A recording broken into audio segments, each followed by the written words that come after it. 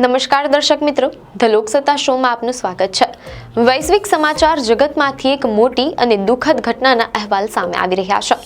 જાપાનના ઓઇતા પ્રાંતમાં ભીષણ અગ્નિકાંડે મોટી તબાહી મચાવી છે।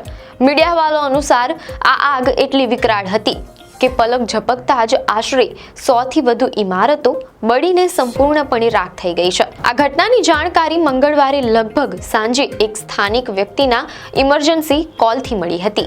જ્યાં સુધી અગ્નિશમન દળ ઘટના સ્થળે પહોંચે ત્યાં સુધીમાં આગે એક ગીચ રહેણાંક વિસ્તારને પોતાની લપેટમાં લઈ લીધો હતો, તેમ અહેવાલોમાં જાણવા મળેલ છે। આ ઘટનાએ ઓઇતામાં માછીમારીના બંદર નજીક વસતા સેંકડો પરિવારોના જીવનને અસ્તવ્યસ્ત કરી નાખ્યું છે। મીડિયા અહેવાલો અનુસાર આ અગ્નિકાંડની ભીષણતા પાછળનું મુખ્ય કારણ તેજ પવનો છે। આ ક્ષેત્રમાં તેજ પવનોનું એલર્ટ પણ જારી કરવામાં આવ્યું હતું। પવનોની ગતિ વધારે હોવાને કારણે આગ રહેણાંક વિસ્તારમાં પલક ઝપકતા જ ઝડપથી ફેલાઈ ગઈ। એક ઇમારતમાંથી બીજી ઇમારતમાં આગ ફેલાતા સહેજ પણ સમય લાગ્યો ન હતો। આગના લપેટા એટલા ઊંચા હતા કે દૂરથી પણ ધુમાડાના ગોટે ગોટા જોઈ શકાતા હતા, જેના કારણે સમગ્ર વિસ્તારમાં ગભરાટનો માહોલ સર્જાયો હતો।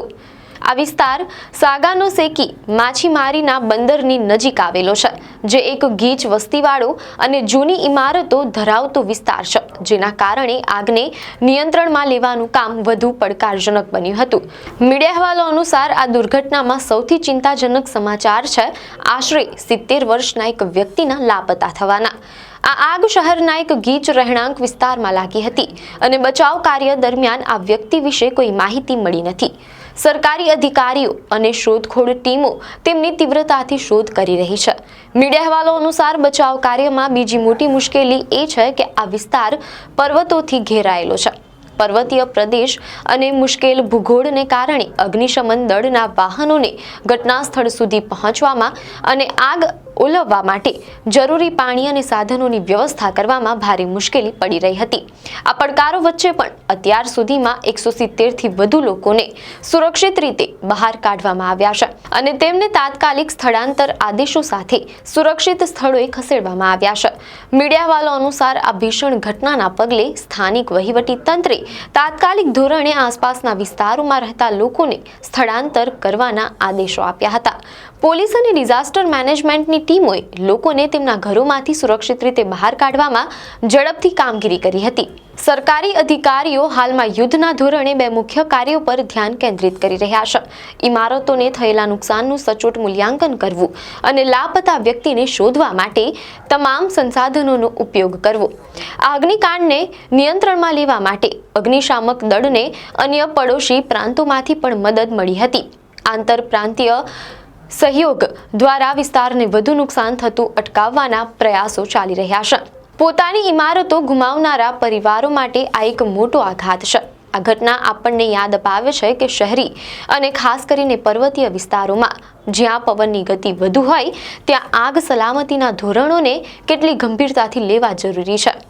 ઓઇતા પ્રાંતમાં લાગેલી આ ભીષણ આગે એક મોટો રહેણાંક વિસ્તાર સંપૂર્ણપણે નષ્ટ કરી દીધો છે।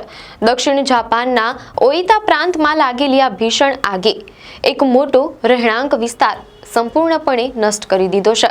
જાપાનના ઓઇતા સિટીના સાગાનોસેકી વિસ્તારમાં મંગળવારે સાંજે એક અત્યંત ભીષણ આગ ફાટી નીકળી હતી, જેણે ગણતરીની કલાકોમાં 100 થી વધુ ઇમારતો, જેમાં મુખ્યત્વે રહેણાંક મકાનો હતા, તેને બાળીને રાખ કરી દીધા।